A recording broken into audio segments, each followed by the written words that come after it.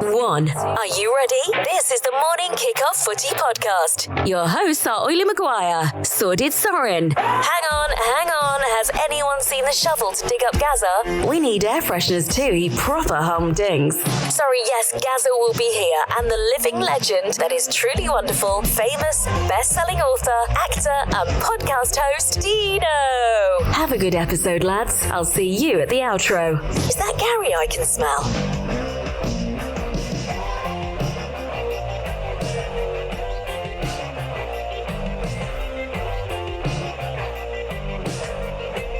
Welcome to the Morning Kickoff. I'm Gazza from the grave with Oily and the tearaway Dino. Here's what's coming up in the show.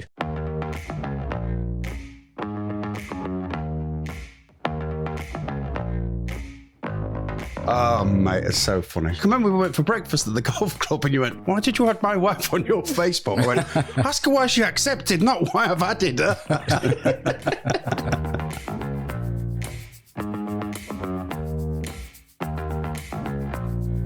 I tell you what's really nice what you do as well, Ollie, when you say, I'm going to give you the fixtures for the 16th of March. I like that little bit. You like me to read the date. You know what UEFA is called? UEFA? Nope. What does it stand for?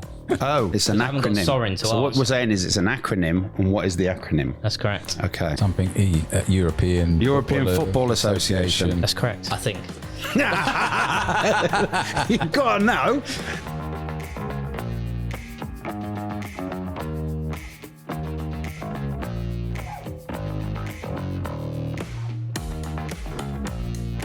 So guys, we had a good weekend. What have you been up to this week? Very nice. You know what the round of applause is for, though? I got it right first time. No. No, sorry. Yes. Oh, relief. Oh, Sorin, no sordid stories. Yeah, he's been arrested for animal cruelty. Yeah. Namely, a cow. Yeah, I heard that. And if you don't know what we're talking about with the cow, listen to episode 12, right at the end. Sorin's story. Sordid Sorin. Got to listen to it. It all goes very wrong very quickly with Sorin, as always. How are we all doing, boys? Yeah, I'm good. Yeah. Fucking hell. Yeah, good. Really good, Well, mate. no, look, absolutely brilliant. We're all in the room together. Well, no, the last time we got a delay. The last time I jumped in, you were like, "Oh, I wasn't asking you," blah blah blah. So I was giving Gary a go. God, he's getting cheeky. Fucking in he just. How are we all doing? How's our week been? Yeah, all good. Had a great weekend. Did Saturday, bit of celebration of my birthday that's coming up at the weekend with my family. Celebrate good times, come on. So we were at the Spinnaker Tower for a bit of brunch with my family. Was that the 60th? Which is on Sunday coming because I'm going to be in Portugal. I did that with my family Saturday just gone. So I got it. I did see it. Yeah, no, it was a really good day. So yeah, really happy with that. So yeah, good weekend apart from the football, but we'll get onto that later. Olivier? Yeah, I had a good weekend. I had an annoying weekend, actually. I was meant to referee 2 football games and they didn't go ahead. Why? Got called off because of the rain, which they have for the last 4 weeks. They don't let anyone play. And it's not because the players will get injured, it's because they want to save the pitches. Which pitches are these? It was just council-owned pitches that they just want to save, which, I don't get that. What isn't the pitch meant to be played on? It's the whole point. Well, what are you saving it for? I was talking about this when I was in Italy. We used to play with a multiplex, which was purposely orange for the snow. Yeah. So nowadays, it's a bit weird how they choose when they can and can't play. But I understand you don't want to ruin a pitch. Yeah, back in the day, you'd play wind, rain or shine, wouldn't you? Yeah, you'd play with no grass. Yeah. It'd be pure mud. It'd be chaos. When do they call the match off for you, though? 8:30 in the morning. And is it the FA that tells you, or is it the ground? The club itself? The club get to decide. You get to go there and you can throw a ball around the pitch if you really want to. To do, what does that do? Like if you throw a ball and it hits a puddle and it stops, yeah, you're meant to go there with a checklist. And I think it's goal mouth if it's too flooded, and whether the ball moves in certain areas of the pitch. If it hits a puddle and it stops, technically that is postponable.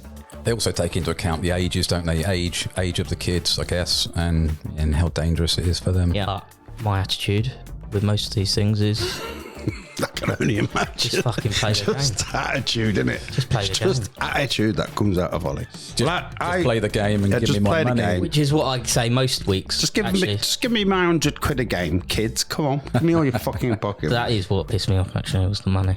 I can imagine. So yes, I was in Italy. I had 5 days out there. Flew back in yesterday afternoon. So it was all good. Had sunshine, no rain, just pure sunshine. Right, who's got shout-outs? Yeah, I've got a couple. What you got? Oiley's got one, probably. I've got 2. One is going to be Ellie, and the other one's going to be Chris. Ellie keeps giving me grief about not shouting her out, so now I'm kind of not doing it on purpose. Yeah, you got it. Same as why I didn't add you on Facebook. Yeah. I've got Ellie for about 10 weeks. Him friend requesting me, like, nah, not doing it. But because he's doing the socials, I had to add him a couple of weeks ago now. So Ollie is on me. Is on my socials. So if I wasn't doing the socials, you wouldn't have. No, I'd have kept it. Just had your wife on me socials. I don't even know why she accepted. Oh, mate, it's so funny. Remember we went for breakfast at the golf club and you went, why did you add my wife on your Facebook? I went, ask her why she accepted, not why I've added her. Brilliant. Fucking hell. Things you do to wind people up. Who's doing the shout-outs? Yeah, I got a couple. First one is an old friend of mine, Julian Bedford. Got in contact with him over the weekend and he was asking me about this podcast he's seen plastered all over the place. So here's a big shout out to you, Mr. Bedford, and get listening. My last one is just to all my family who joined me at the weekend for my birthday celebrations. Thank you. Olivier. I'm going to shout out the legend, the one, Christopher Carter. He gets a shout out every week from me. Great lad. Great guy. And Chris, keep your feedback to yourself in future, mate. Yeah, give some feedback. Not interesting what you got to say, mate. Yeah, well, he is very interesting what you've got to say, which is why he listens to the podcast every week. I'm also going to give a little shout out to the team I'm meant to be refereeing this weekend because I think that might be quite nice. They're a little club, local club. So we've got 2 teams, Rustington Football Club under 15s versus Bognor Regis Town under 15s. So a little shout out to both those teams. Oh, very good, very nice. Nice. I have got shout-outs. Our super fan of last week, Stevie Orr, Pat Cottrell and Al Cottrell, Desiree Pepper. I had to get that one in. Like you, I got loads of grief. Mark Rhodes in Thailand right now, Norway. Jimmy Ritchie and Philip James, who is in Thailand. Pattaya United is his local team that he organises the transport for. And the super fan of this week is William Sevier. Now, Bill Sevier is someone who has been one of my fans for a long time. Since I wrote the Tearaway book, he got in touch with me, had issues mentally, and I've always done everything that I can to support him. That's over 12, 13 years now. He just put a little bit up on my Facebook. So I was going to give him the Super Fan of the Week award because he's just great, all round great. Gone through the dark times, come out the other side, and he's smiling right now. And that's always a good thing in my book. So, Bill, you've got it, mate. You've got the Super Fan of the Week award. So don't forget to catch us on the socials and more importantly, subscribe to whatever platform you listen to. Yeah, that's really important, Gazza. Tell them, Gazza. I'm telling them, subscribe now. Why should they subscribe, Gazza? Because you've told them to. I know, but why? Why should they subscribe? What did we so just talk about? They get notified straight away when it's being launched or whichever whichever episode is out. Exactly. I think we should thaw you out 2 days before you come on air. I think you're right, actually. I think one coffee's not enough. Yeah, definitely not. You need 2 days in the sun before you even come on the show. It is very important that you subscribe. As soon as the show comes out, and it could come out on a Tuesday morning, Friday at, 3 a.m, you get notified. And people around the world are in different time zones. So we try and do it on a Thursday. If you subscribe, you'll get notified as soon as it's gone to air. So subscribe. Subscribe, Ollie, innit? Subscribe. Subscribe now. Coming up next, Div 2 Roundup. You're listening to Gazza, Sorin, Oily Maguire, and Dino on the Morning Kickoff Footy Podcast. How they keep getting into the Apple UK podcast charts is beyond me. What does offside even mean? Okay, I'm going to do the results of League 2 now. Thank you, Gazza. Thank you, Gazza. For telling us you're doing that. Accrington Stanley 2, Notts County 2, Wimbledon 0, Newport 2, Barrow 0, Harrogate 0, Bradford 1, Mansfield 5, Colchester 1, Walsall 1, Forest Green 0, Sutton United 1, Gillingham 1, Grimsby 1, MK Dons 3, Crewe 1, Swindon 1, Doncaster 2, Wrexham 0, Tranmere Rovers 1. Very good. That's who fucked me up, Wrexham, the weekend. Lost 2-1, didn't they? Lost 1-0 at home. Was it 1-0? If you were listening to the results just now. I wasn't. No, I was listening to the levels. Grimsby drawing 1-1 at Gillingham. I'll be honest, I was driving to a B&Q in Pescara at the time and I was trying to watch it on my phone. Gillingham were smashing Grimsby all over the place in the first 10 minutes. The TV cut out on my phone and then it was 1-0 to Grimsby. Then I didn't see it for another 45 minutes, 50 minutes, and it was 1-1. And then towards the end, Grimsby were closer to scoring than Gillingham were. So, bit of a weird one. I didn't really see it, so I can't really say too much about it. I know Grimsby beat them at the beginning of the season, but can't really say too much about it. Yeah, I'll see they equalised 2 minutes after you scored, actually. Is that what it was? Yeah. So it's the 13th and 15th. 15th minute? Wow. I couldn't even believe they went 1-0 up the way they were Gillingham. Gillingham should have had 3-4 in the first 10 minutes. Proper went at Grimsby. When I resumed the match in the second half, it looked very much like Gillingham should have had. And I think they hit the woodwork, should have had a penalty. So yeah, a bit of a weird one. I can't really say too much about it. I never see Grimsby win. It's always draw, lose, draw, lose. It's been... When was the last time they won a game? Right. David Artell took over and it's been horrific. Shipped in something like 30 goals, 5-0 down. So it's taken... 10 games to get to, we've started to draw and a win. That's it. We've just basically, the last 5 games have been draw, win, draw. So rather than shipping goals in, we've kind of like changed now. We've gone to a back 3. Seems to have steadied up. Well, they do say that when you bring in a new manager, the first thing they got to do is stop leaking goals. Yeah, but we weren't leaking goals. So this was the thing. We just weren't playing very attractive football. And when Hurst went, it's because he was so negative. His football was negative. But we was in a better position than where we are right now. Right now, what we guys are 4th from bottom? Yeah. Something like that. But you're saying about the last win, they actually won on the Tuesday night against MK Dons 1-0. Tuesday the 12th of March. That was their last win. Well, yeah. I tell you what, that game against MK Dons, I think we covered it. They shouldn't have lost that. MK Dons. No way should they have lost that. The time before that was Forest Green. They won 1-0. Well, you're unbeaten in 6 games. Yeah, 2 wins, 4 draws. So you're not losing, but you are letting goals in. No, but it's taken him. Everyone wanted David Artell out. We wanted him out because we were losing. We played Crawley, went 2-0 up, and we lost 3-2. Conceded 3 in 6 in the last 6. So yeah, we've done really well. The last 6 games, from the point where we wanted him sacked, it's turned around. But all we've done is, like Gazza's saying, unbeaten in 6, which is great. Are they getting goals, Gazza? Is it 1-0s? 1-0s? Yeah, it's 1-0, 1-2, yeah. I mean, so they're not scoring enough. No. This is a big problem. But on the flip side, we're not conceding as many goals. But I think that's down to Harvey Cartwright now as well, coming out from between the sticks. Instead of just rigidly sticking in the 6-yard box, he's coming out to get the ball. That's massive improvement. David Artell did say at the time when he took over, we might have won a couple right now, but things are going to change and it might be horrible. You might not like it, but strap yourselves in because things are about to change. He's done exactly that, and he did exactly the same with Crewe, and Crewe got promoted. So if we wait a season, see what happens next season, see how it goes. He's going to get another batch of players coming in the summer. Hopefully it'll all even out. What's the shock result of Div 2 teams maybe that don't get a mention? No good asking me right now because I've been away. I mean, I think the Wrexham home defeat was quite a bad. The shocker of the weekend. That was Div 2. I have got a post-match stats roundup that I could probably read off. And it goes a little bit something like this.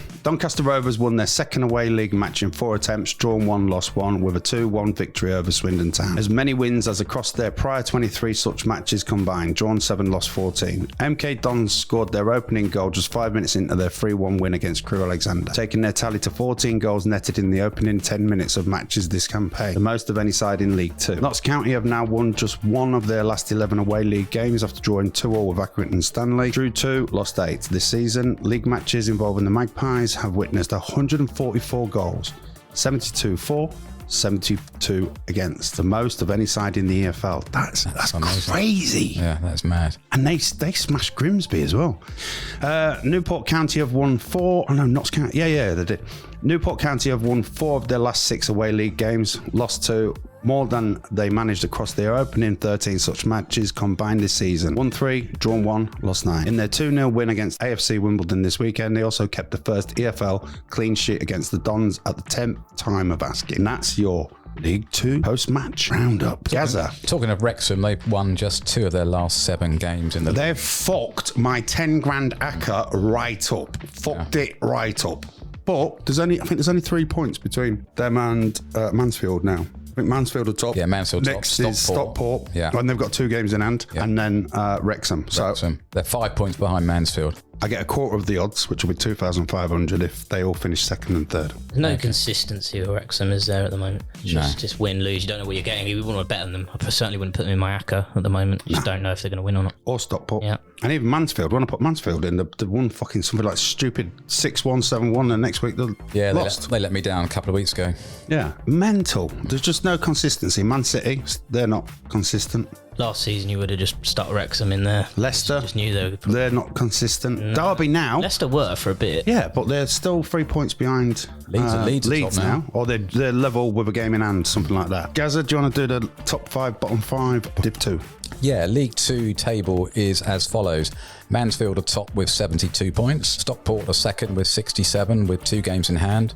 Wrexham are third on 67. MK Dons are fourth on 67. And Crewe are fifth with 64 points. And at the bottom, fifth from bottom, 20th, Salford, 44 points. 21st is Grimsby on 39. 22nd is Colchester on 33. In the bottom 2 relegation slots, Forest Green on 33 and Sutton United on 30. Shit, absolute shit. You've got some room to survive. I mean, you're 6 points clear of the relegation. That's only 2 games. But you've got a game in hand over Forest Green and 2 over Sutton. Colchester have got a game on you. Yeah. So they could get it back down to 3 points. But the bottom 2, you've start clear of them. You just need to keep Colchester off your back now. But like you were saying, you thought you were going up, not staying up. Yeah, it's a mad one. I thought Grimsby would be in the playoffs. Definitely in the playoffs. That's where I thought we'd be this year. Not 21st with 39 points. That's just mental, absolutely mental. Do well if we get up to 19th West Swindon now. It is what it is. Olivier, if you would like to do the fixtures for Division 2, please. Check Friday. I tell you what, it's barely 9th what you're doing as well, only when you say I'm going to give you the fixtures for the 16th of March. I like that little bit. You like me to read the dates? I'm going to give you the fixtures for Saturday, March 23rd. Third? I'm going to give you the fixtures for... Fixtures? What the fuck's a fixture? Right. Here's fixtures for Saturday, March 23rd. Mansfield Town versus Colchester United. Harrogate Town versus Bradford City. Barrow versus Newport. Crewe Alexander versus AFC Wimbledon. Doncaster Rovers versus Forest Green. Grimsby Town versus Wrexham. Morecambe versus Gillingham. Notts County versus Salford City. Sutton United versus Accrington Stanley. Tranmere Rovers versus Crawley Town. Stockport County versus Milton Keynes. Grimsby Wrexham. Yeah, big one, big one. They'll bring over, I don't know, 800. Easy. Easy 800. Man, I love your soccer show. We gotta hold it there, the guys, and get this fucking awful advert out the way. Back soon. Do you have a fleet of diesel vehicles in the south of England? Do you always have downtime with vehicles lost in workshops? Call Williams Diesels, your one-stop shop for on-site repairs. Williams Diesels, voted London's best fleet mobile repairer for London 2024. Services, repairs, MOTs, safety inspections, brakes and clutches, all done on site. We are mobile to keep you mobile. Do you replace windscreens due to chips or cracks? We repair chips and cracks for our customers, reducing the need for a replacement and saving you money. Call now to find out how we can save you time and, more importantly, money. Call 0753 7171 606 or visit us at williamsdiesels.com. Williams Diesels. We are mobile to keep you mobile. Coming up next on the MKO is the League 1 roundup. Fucking look at that. Professional. Barnsley 0, Cheltenham 0, Derby 1, Bolton Wanderers 0, Exeter 1, Burton 0, Fleetwood 1, Charlton 1, Lincoln City 5, Bristol Rovers 0, Peterborough 0, Portsmouth 1, Port Vale 0, Oxford United 2, Reading 4, Cambridge 0, Shrewsbury 1, Carlisle 0, Stevenage 0, Leyton Orient 1, Wigan 1, Blackpool 0, Wycombe Wanderers 2, Northampton Town 0. Cheers for that one, Gazza. And now we have got the post-match stat pack, courtesy of the EFL. Leaders Portsmouth have won 83 points after 39 games in League 1 this season, accounting for 3 points per win all time. Only once in the history have they had more at this stage of a league campaign, 84 in 1961-1962, when they finished top of the third tier. Derby County manager Paul Warne hasn't lost any of his 5 home games against Bolton Wanderers in the EFL, winning 4 of those, drawn 1. Indeed, they are the team he's faced most on home soil without ever losing in league competitions. Port Vale haven't won any of their 14 games in League 1 in 2024, drawn 4, lost 10. That's poor. I thought Grimsby was bad. In the 21st century, AFC Wimbledon are the only third tier side to have had a longer run without winning from start of a calendar year. 25 games in 2024. 2022, relegated that season. Joseph Taylor scored his first ever hat-trick in the EFL, while he was the youngest to do so in a league match for Lincoln City, 21 years and 119 days. Since Brennan Johnson v MK Dons in April 2021, 19 years and 325 days. With his goal against former side Cambridge today, Sam Smith became the first Reading player to score in 5 consecutive league games since Lucas João between November and December 2020. Ollie, take us to the Div 1 fixtures, and they're on your sheet. Because there aren't that many. There's only 3. Div 1 fixtures for Saturday, March 23rd. Burton Albion versus Port Vale, Carlisle United versus Stevenage, and Northampton Town versus Derby County. I like Derby. They're coming into form, and part of my 10 grand ACCA is that I have to finish in the top 3. So well done, Derby. They are the team that I actually enjoy watching. I've watched Ipswich several times this year. Terrible to watch. Let me down. I don't understand how they got in the top 3. Something happened to Reading this week. Did you read about that? Did you hear about that? Points deducted again? No, it was God, what was it? It will come to me in a second. No, we'll go back. It was to do with their... I know Wickham are trying to purchase their training ground. That was it. Yeah, we should touch on that. What? So Reading are selling their training ground to Wickham, and the fans have gone absolutely ballistic. Is this because someone else owns it and it's not the Reading someone... the Reading owner is just done with the club. Like he's just gonna. It's like being in masses of debt and just selling every asset. And the fans are going nuts because obviously we've had that training ground for years, and who the hell are Wickham to come and buy it? So they're pissed off at Wickham for taking their training ground, and they're fuming at the chairman for selling the asset off to another rival club. Wasn't their points deduction to do with players not being paid? Yeah. So they've got no money. From as far as I know, they've got no money. They're fuming. There's the Reading supporters group out there basically saying they want. Do you know the owner's name?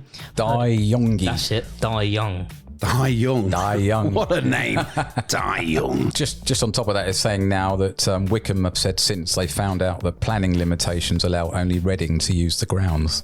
Oh, really? So it's put on hold at the moment. That's in order to stop that being sold. Yeah. That's for that reason. Can you think back if there was any other chairman that just completely crushed their club? Yeah. To who Crystal Palace, the 2 owners, one who owned the ground and Simon Jordan. He tried to purchase it from Ron Nodes. Gazza, you must know about Ron Nodes, going back a few years.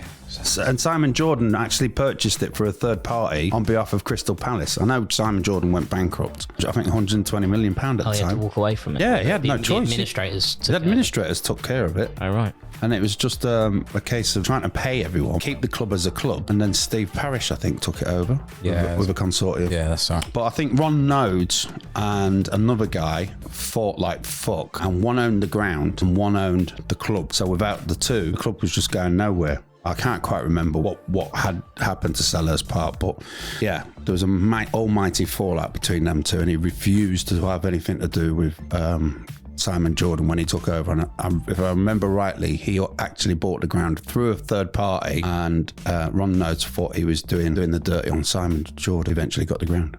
All right. Well, I know there's massive protests going on with these Reading fans at every game at the moment outside the stadiums, kicking off about Die Young. Die, you bastard. Die, you bastard. Did you see the trouble in Turkey again at the weekend? The Turkish football's shocking history of violence. Attack on Fenerbahce players is just the latest incident, with referees punched, fans setting stands on fire, and even a gun attack on a team bus. A gun attack as well? Wow. We thought people throwing a few little pebbles at the Liverpool players coming into Manchester was bad. Yeah, Trabzonspor fans armed with weapons attacked the celebrating Fenerbahce players. They'll just end up banning all fans from stadiums, won't they? Yeah. For a while, so they can learn to behave. To some extent, I feel a certain amount of sorrow for the Reading team. Just look at the teams that have gone down into the Conference League now. Barnet's that were staples of football. Yeah. The Yorks that was staples of football. Wrexham, it's taken X amount of years to come up. Scunthorpe are not even in non-league now. They're in the Sunday League somewhere. And I don't even think they're doing too good in the Sunday League that they're in. I think Reading should be Sorin's next team. He should do the downfall of Reading from the Premier League to where they are now. You look at that National League, so you've got Oldham, Chesterfield, Sheffield, Altrincham, who else has been up in the top? Rochdale, Hartlepool, Southend, Barnet. Southend were with Grimsby last year. I had a ticket to Southend and a hotel. Gave the hotel to a homeless person and didn't bother going because it got called off twice. And then you got York and Aldershot. So yeah, there's some massive clubs. The National League North, even the one below, that's where Scunthorpe are. Where are they in? Are they in top 6? And Chester, they're down in there. Yeah, Chester's another team. Final thing on Reading, just reading here. Reading have been deducted points 3 seasons in a row and relegated from the Championship. Failed to pay players, staff and taxes on time in full. Been placed under a transfer embargo and served with a winding up order. You know what a winding up order is? I do, yeah. Yeah. Liz Vanessa emailed in and she said that AFC Wimbledon is the greatest team in her view. Now, what I said to her is it AFC Wimbledon or is it MK Dons? Because obviously AFC Wimbledon came in through the non-league, got promoted like Salford pretty much did. And MK Dons just took over from Wimbledon, but over in a highly criticised move to Milton Keynes. So they've become the Milton Keynes Dons. So which is the... My eyes, it's got to be AFC Wimbledon is the old Wimbledon. They're in Wimbledon. In Plough Lane as well. Yeah, the ground looks really... I went past there a few weeks ago. It looks really good. That's another match I want to go and watch. I'm going to go to Wimbledon and have a look at a game there at some point. Actually played against the old Wimbledon team back in the day. We sold a player to Wimbledon and part of the deal was we play them in a friendly and they'd just beaten Liverpool at Anfield and they brought the whole team down and we played them and lost 8-3. Decent. Vinnie Jones, John Fashion, Dennis Wise all playing. Yeah, really good. Really enjoyed it.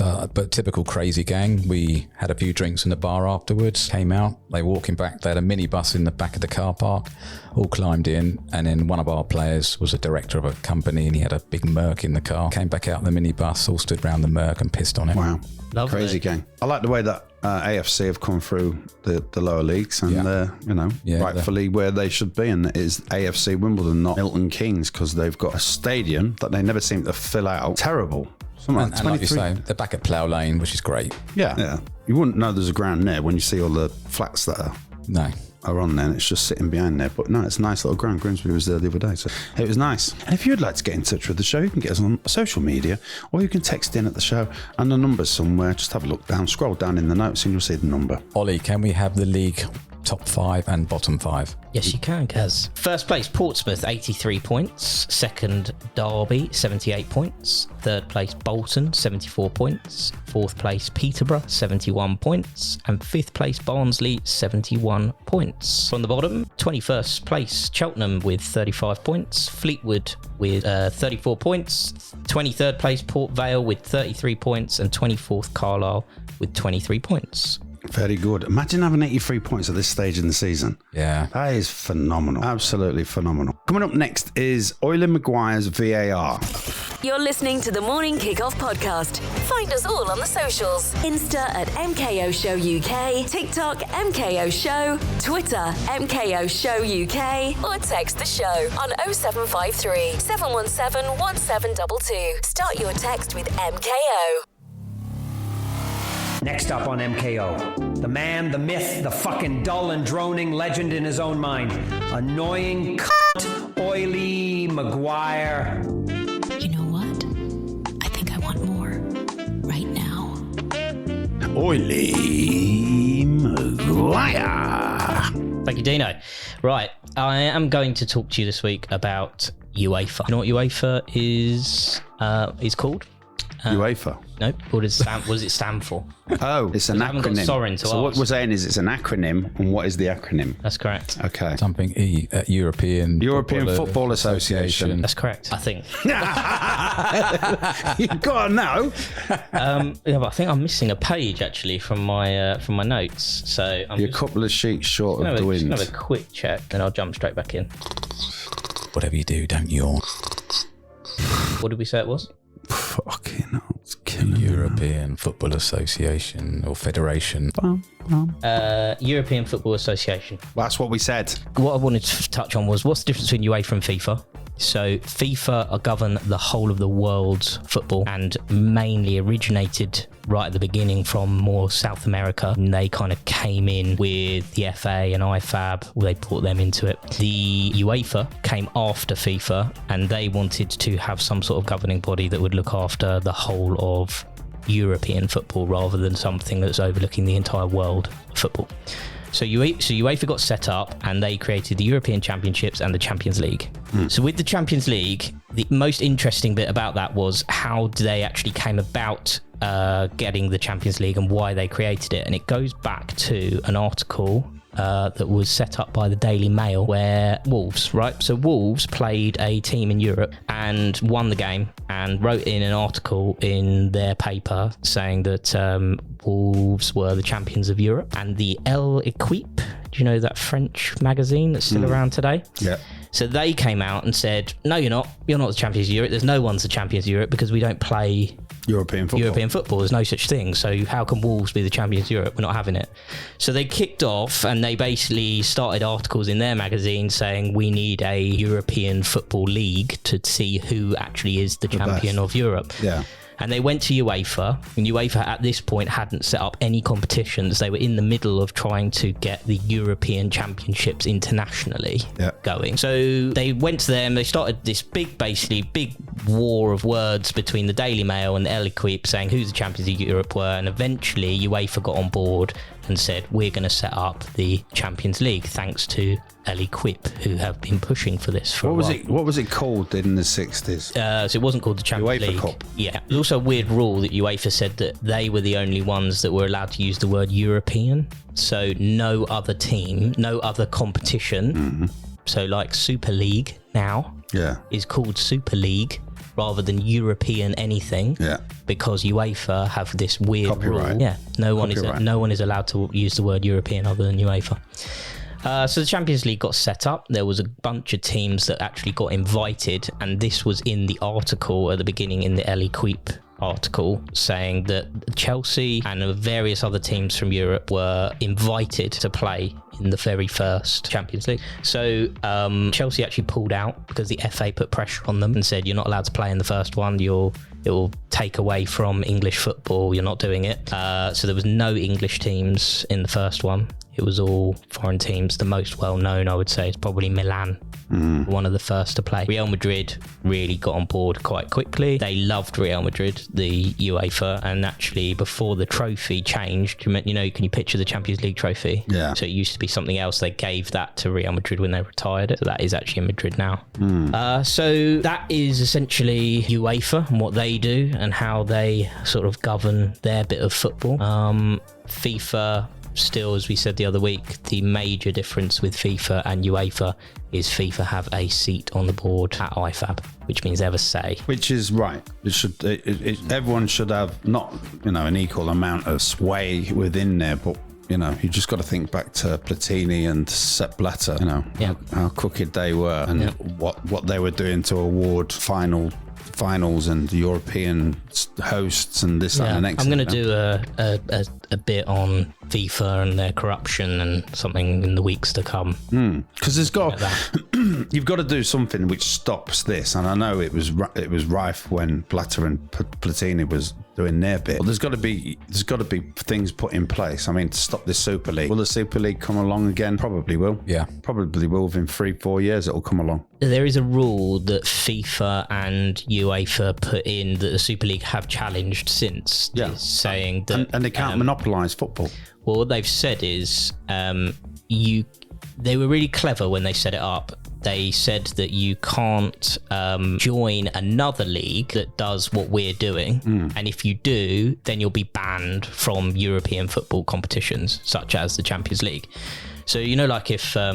for example, Apple do the podcast for us. If they went out there and said to us now, you can't put your podcast on any other podcast Spotify, channel, for argument's sake, unless.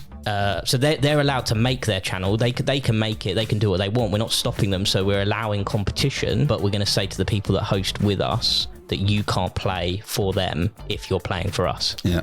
And that's how they've stopped it. And that's been in the rules since the beginning, which is like 1905 when UEFA first set up. And FIFA and UEFA are in collaboration with each other. They are in bed with each other. Yeah. Because they don't want a Super League coming along. What they can't do is they can't prevent the Super League from happening. The Super League can set up. Yeah. So you could create a Super League, but imagine you tried to bully you into saying, well, if you're going to go and play for them, you're not playing for us. Do you want to risk it? Yeah, but this is what I think this is what now Real Madrid, Barcelona, Italian clubs, the Milans, they're saying, well, we're just going to take our own league. We're going to take our own league and we're going to do this. We're not going to play in any other competitions. Pretty much like the golf now. Live golf, yeah. But would you walk away? If I promised you were getting £1 billion from me now every week. The fans are not going to allow it. They didn't allow it when it kicked off. As soon as Chelsea said that they were going in, Kings Road was just mental with fans. They're not. The fans are not going to allow it, and it's a fan sport. Without the fans, you haven't got a product. Yeah. So the fans are not going to allow it.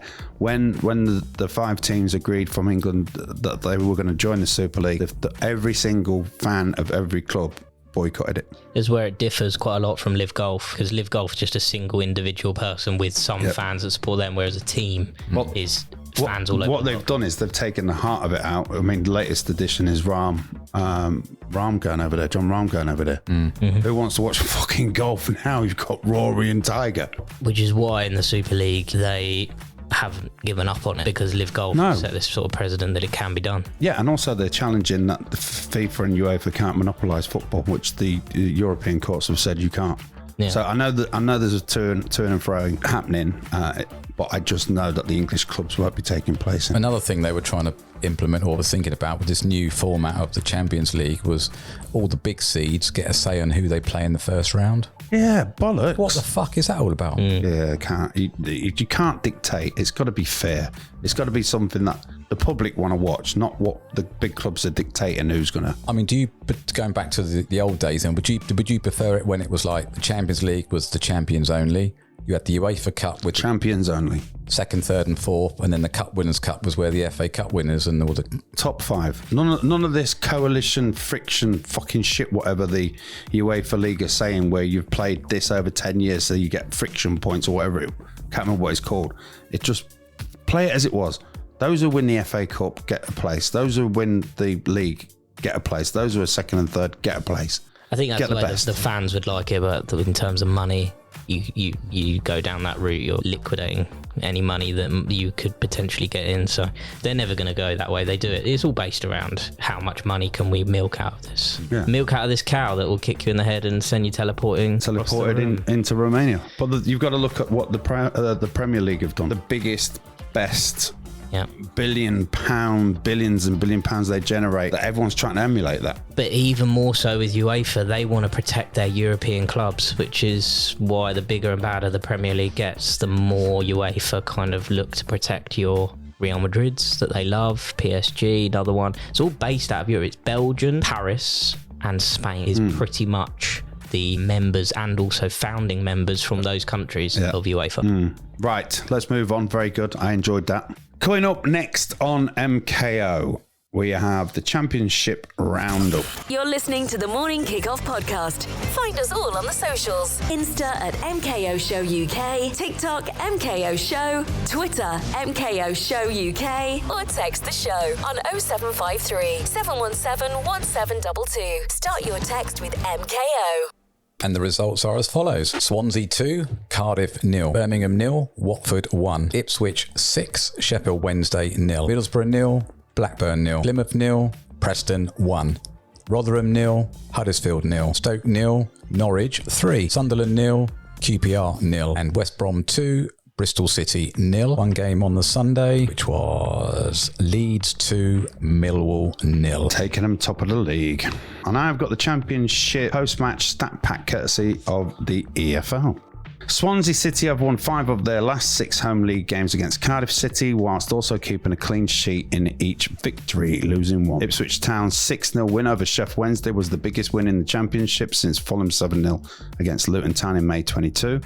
Since Kieran McKenna's first game in charge of the Tractor Boys in December 2021, they have scored 6+ goals in 3 different league games, more than any other current EFL side. I just think they're shit. Norwich City's Gabriel Sara, 10 goals, 11 assists, is one of 4 players to both score 10+ goals and assists, 10+ goals in the EFL this season, along with Adam Armstrong, 18 goals, 11 assists, Dan Kemp, 17 goals, 10 assists, and Kieran Dewsbury Hall, 10 goals, 12 assists. Each of Watford's last 6 league wins have come away from home, the first Championship team to see as many consecutive wins, all come on the road since Bristol City in October 21.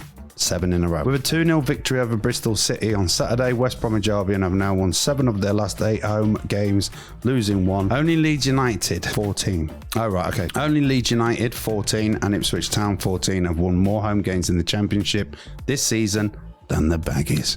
13. Right, we've got no Championship fixtures this week.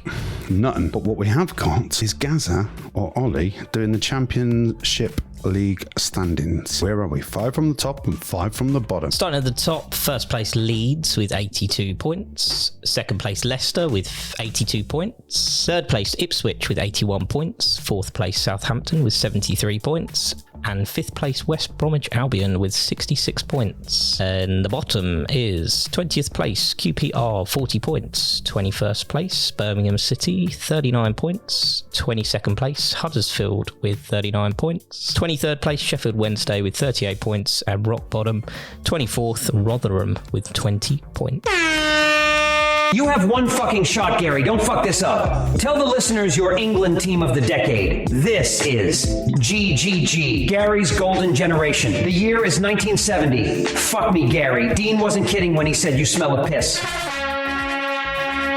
Right, well, the 1970s was a bit of a mixed bag, really. Obviously, we got to the 1970 World Cup final as we were the winners of 66, but we lost in the quarter-final. But more alarmingly, we didn't qualify for the 74 or the 78 World Cup, nor the Euros 72 and 76.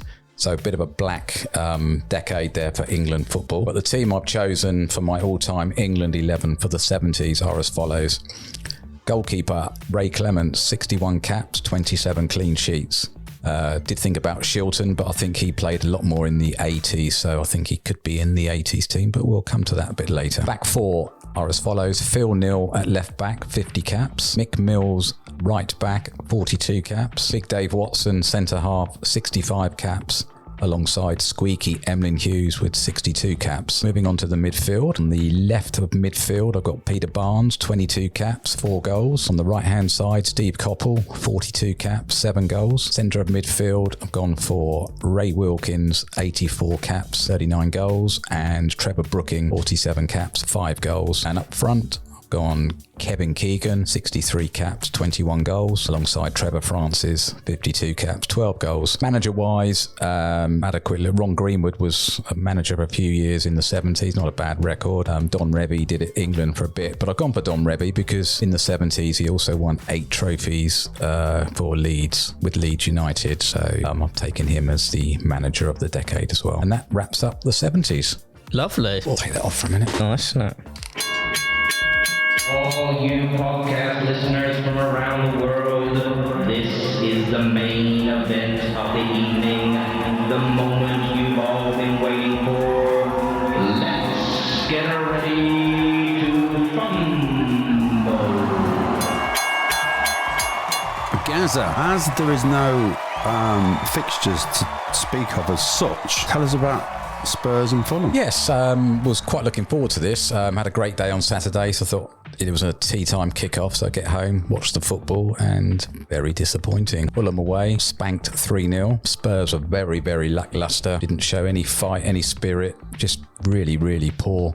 Fulham played well, have to say. Hats off to Fulham, but yeah, we weren't at the races. It was just a Grimsby-esque sort of performance. Ange Ball. What's happening? Ange Ball. They were talking. They were just sort of comparing it to the Villa game the week before, and they were saying, "Oh, well, the Spurs players, thought they'd beaten Villa this because it's going to be easy, and they were comparing like sprints throughout both games, and in the Villa game I think there was like 74 sprints. In the Fulham game it was just over 30, so yeah, it was just very lacklustre, very poor. But he did say, and he's been saying it all season, it's going to be a roller coaster season. He's only been there 8 months. I think the best thing Ange does is interviews, to be honest. Very good with the media. Not so sure about his footballing side of things. The way that they're playing it, is it not comparable to Conte? Is it worse? Is it better? It's a much better watch. It's more exciting, but we're only 4 points better off than last season. Oh, you are? At this point. So, but he's been saying all season, it's a progression. It's going to take time. So you've got to go with it. I mean, is there any plan B with Ange Ball? Because there are a couple of teams. No, he's come out and said there is no plan B. It's straight. This is the way I play. If you don't like it, don't come. Which, if some teams figure you out, you're done. Like Fulham had you sussed, and I think a couple of teams this season have had you sussed. Yeah, no, I agree. But I'm just going to roll with it and see what happens. It's a much better watch. It's more enjoyable to watch.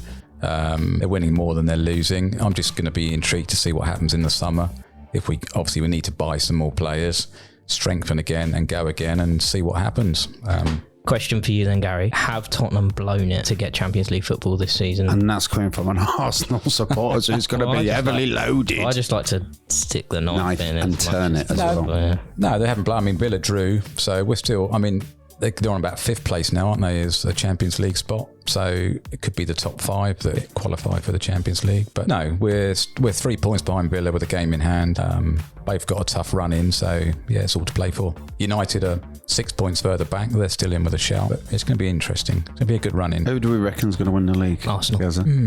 Not sure. I'd like to see the reaction of Liverpool after the weekend, see how, obviously it's international break now, and I'd like to see how they react after obviously going out of the FA Cup. But I think, yeah, if they can give a reaction, they're going to still be there or thereabouts. But it could go either way. I think all 3 could win it, and I'm not quite sure. Hang on a minute. I still think you can't say all 3. If I have to pick one at the moment, I'll probably still go City. But this all depends on next weekend's game. The next 3 for Liverpool is Liverpool-Brighton, winnable. Liverpool-Sheffield United, winnable. Man United-Liverpool, Winnable after that cup game. They're going to want revenge, aren't they? Yeah. They're going to be fired up for that. Liverpool-Palace, winnable. Liverpool-Fulham. Ooh, you never know with this Fulham. No, Yeah. interesting. Depends what Fulham you get on the day.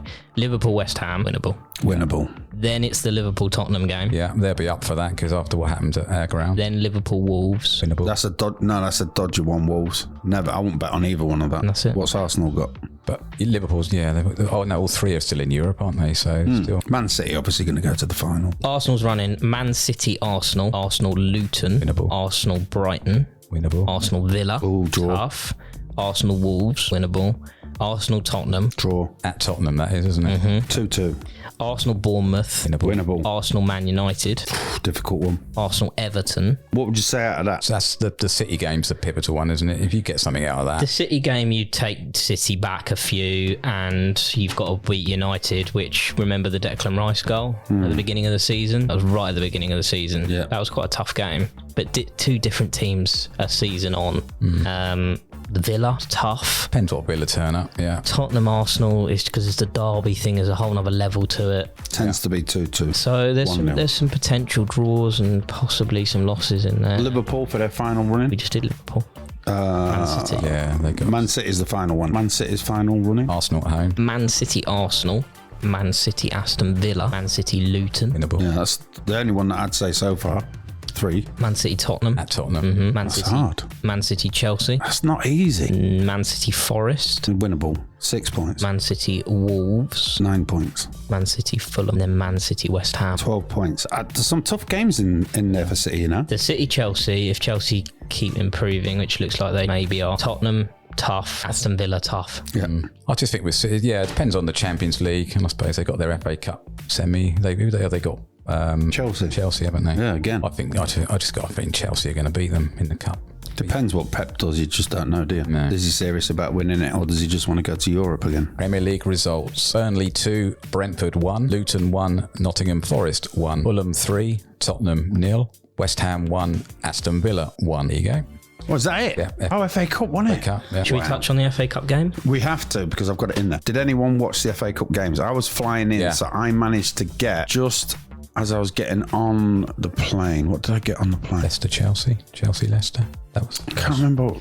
Yeah, it was probably Chelsea Leicester as I was getting on the plane, and I managed to just get the end when I got to England. Obviously, our time difference. Chelsea was 2-0 up. Went to half time. I had to go through customs and whatever else. By the time I came out, I think I was on the 78th minute. It was 2-2. So I didn't really see what had happened, and I just remember half time hearing Raheem Sterling got slated. Yeah. He missed the penalty. Yeah. But also I saw a free kick that he took, and it was Cole Palmer that was going to take it with him. He did this massive sidestep and run up, and the ball went, it's like it was at Twickenham. It was horrific. Now, if this penalty was anything like that, and he's missed 5 out of 7 penalties, whereas Cole Palmer has done 5 out of 5, I don't get it. I know you want to get your confidence up, and I know he's brave trying to take it out of Cole Palmer's hands, but he missed again 5 out of 7. And he missed a sitter as well. He went through 1-on-1 with the keeper and stuck it wide. Really? Yeah. Wow.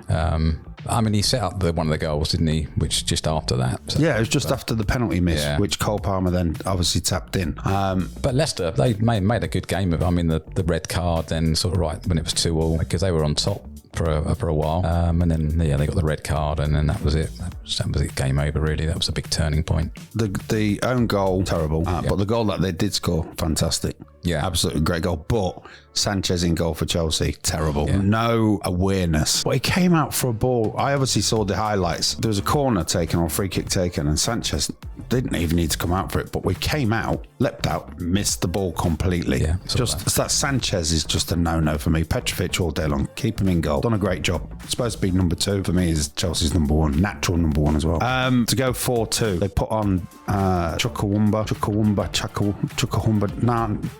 His goal, fantastic. Yeah. And then Madueke came on, scored a deflection. I've never seen so many goals scored from deflections, by the way, this weekend. Deflection. Wolves Coventry, massive. Wow. Massive win there for Cov. I mean, Mark Robbins taken over the squad, hasn't he? 97th and 100th minute, 2 goals. They were a club not that long ago that was struggling, Coventry. They didn't even have a ground. Coventry were 1-0 up after 53 minutes. Wolves equalised in the 83rd, then went ahead on the 88th minute, and you think game over. And then the 97th and 100th minute, Coventry got the last 2 goals. Was that not in extra time then? No, just injury time. Oh, injury time. Oh, right, okay. Obviously, I didn't see that. The snatch and grab at the end. Very much and so. Wolves shell-shocked. I did watch the Man City Newcastle game in Italy. That's the one I missed. Yeah, it was just... Silva, wasn't it? Silva, 2 goals. Yeah. Deflection. Newcastle were terrible to start with, and then... Terrible. Awful. They got him more into the game, but by that point, it was already gone. Yeah, Haaland was just... Yeah. But the game of the weekend... Liverpool. One for the record books, wasn't it? It was saying one of the best FA Cup games ever. Yeah, that for me was the final. That was the final I think we all needed to see. It was a great game. Man United going down... Man United going up and then going 2-1 down before half time. Yeah. And then Rashford missing 2 chances that I saw. He had a sitter that he put wide. Possibly offside, but yeah, he put... He buried one though, didn't he? Anthony then equalised and he made it 2 in the 87th minute.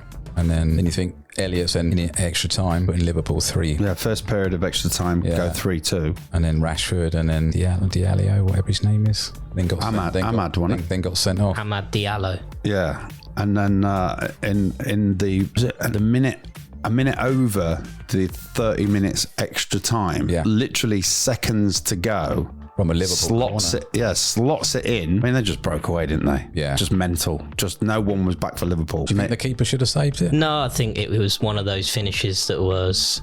He got it perfect. I bet he couldn't do it again. No. It was one of those ones. I don't know if I'd be able to use this, but Alan Pardew used an ace phrase back in the day. They raped Liverpool. He said that live on air. I don't think he ever worked for ITV or BBC ever again. He said they raped him. That's not my line. That's what Alan Pardew said. He's no longer on TV, and neither is Ron Atkinson. But it was just phenomenal. Scores a goal, takes his shirt off, and then gets a red card. Yeah, does he miss the... No, it's a league game. I checked that this morning because I thought he was going to miss the semi-final, but it's not. It's going to be the next league game. Which he probably wouldn't have played in anyway. No. He was on the bench and came off, so he knew. My missus asked me that.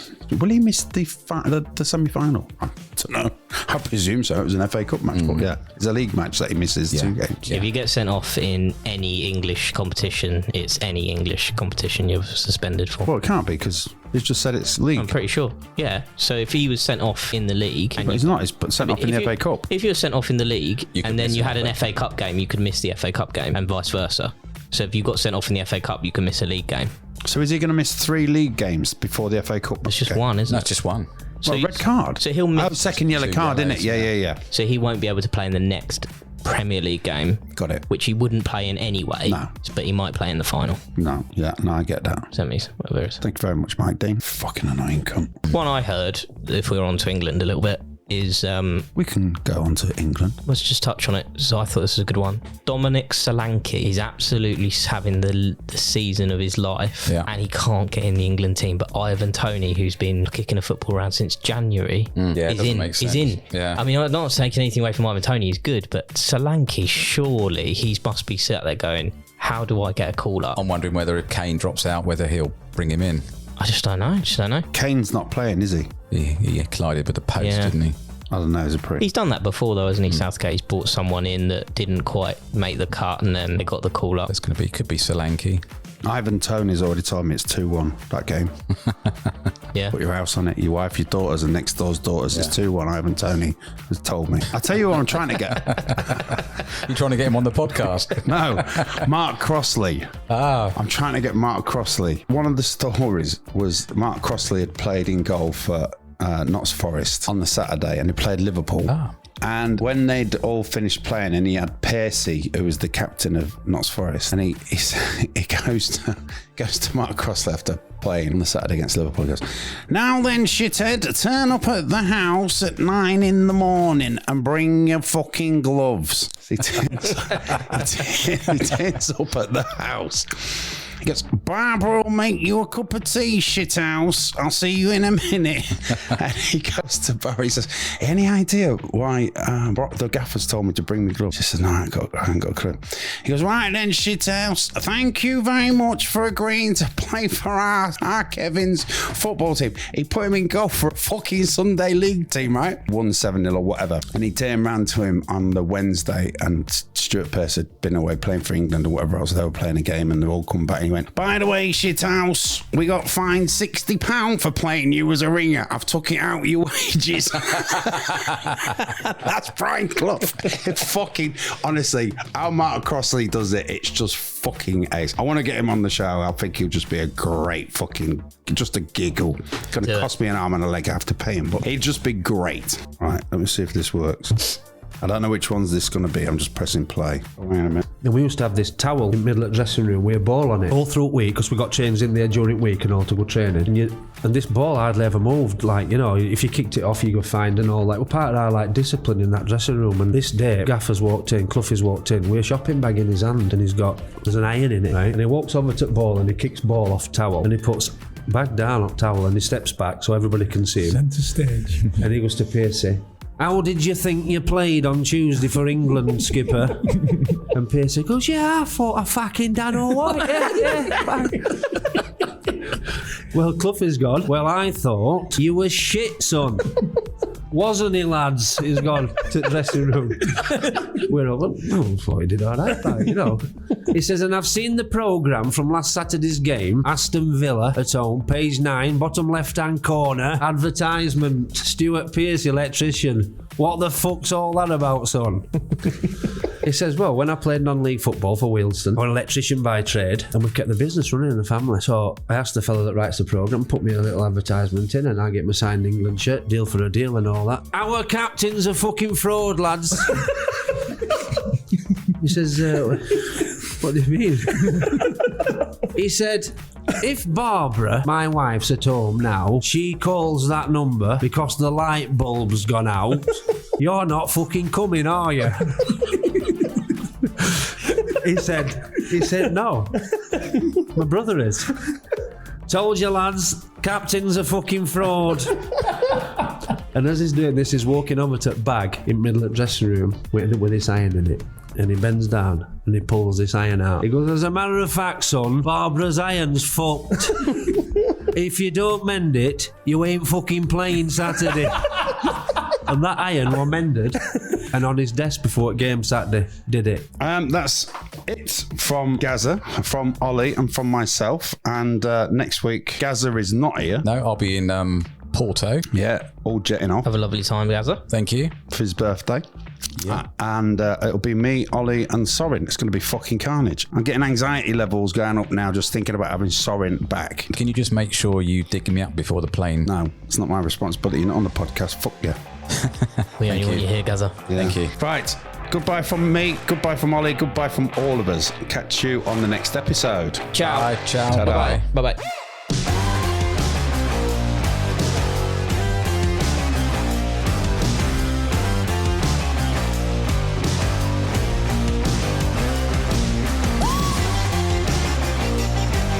Fuck me, you call me off duty. Well, that went quicker than I expected. All that talk of football, I nearly fell asleep. Anyway, if that's what you like, if this is your bag, if you can cope with the droning noise of Oily Maguire, then tune in next time for more of the same old bollocks. Leave a review, subscribe, share, and tell your friends. Thank you for listening. Go. Oh, you podcast doing it? listeners. Yep. I thought you was asking me a question. Are you...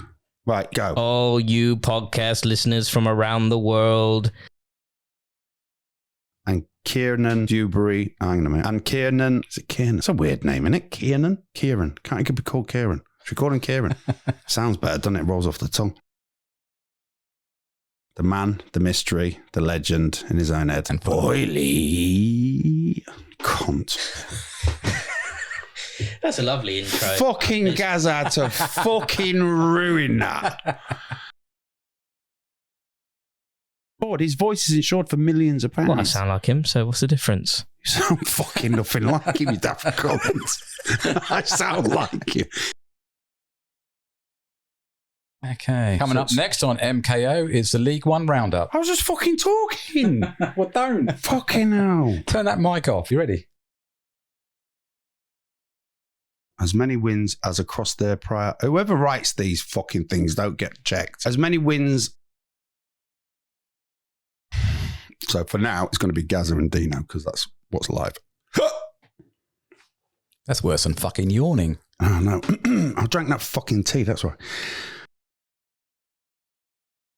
Coming up next, League Two Roundup. Where the fuck did that voice come from? I don't know. It's in there somewhere. It's like a kind Fuck of, it's like a me. John Wayne kind of. Do you want another one? Yeah. Yeah, and then Holly do a couple as well. I'll choose when I'm doing it. If you would like to sponsor one of the shows, and you will get a nice little package. Really, really... What was that? The fuck was that? The air freshener. It was the air freshener. Oh, yeah. Made me jump. Did you hear it? Yeah. Yeah.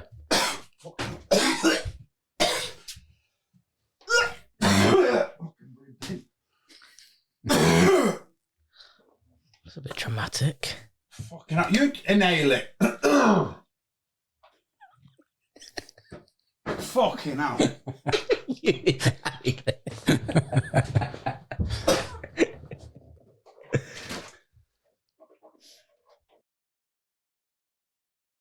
Foden, Saka. Phil Foden, Pocket Rocket. Who's the other two? Saka. You got Bukayo Saka.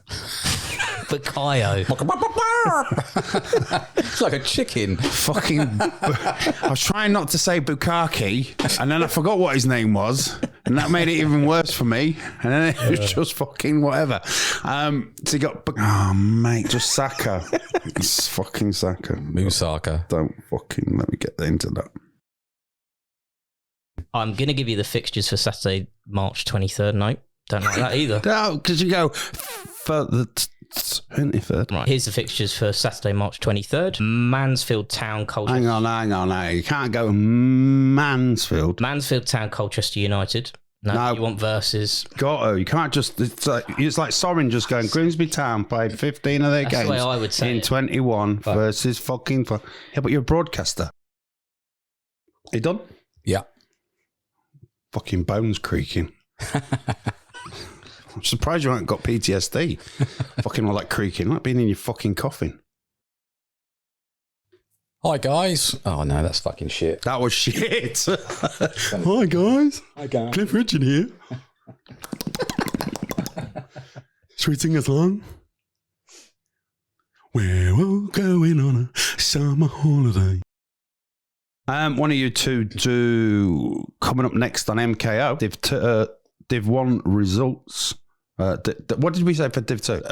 We all did it. No, I didn't. You did. You two did. But what coming up next on was Div 2? Roundup. Roundup with Div 2. That's what we need to do. Roundup with Div 2. Coming up next, Div 2 Roundup. Gazza. I thought we were doing Div 1. Oh, Yeah, we are doing Div 1, you dickhead. Fucking hell. Throw that in there. No, hang on a minute. Right, so that's Roundup. Yeah, go on. I just need to put that in for the next week's. Coming up next on MKO Roundup, this fucking bullshit. You can't have MKO Roundup. See, I was getting there. See, He's trying to give you content. Give me fucking proper content here. Looking at the balls. I need a up there. tablet. They've been all over the world. They have them balls. I'd right laugh with them. Fucking hell. Don't get me started on my balls, man. Come on, Gazza. They got ears on them as well. Have a feel. Didn't you have them? We had them at the barbecue, didn't we? Yeah, I think so. Hang on, man. Yeah. Photos of me and you having a fucking kiss on the airplane trains. Cheers. Gazza, come on, throw it in, quick. And ladies and gentlemen, next and last. Levels good, yeah. I did a wee up my bum.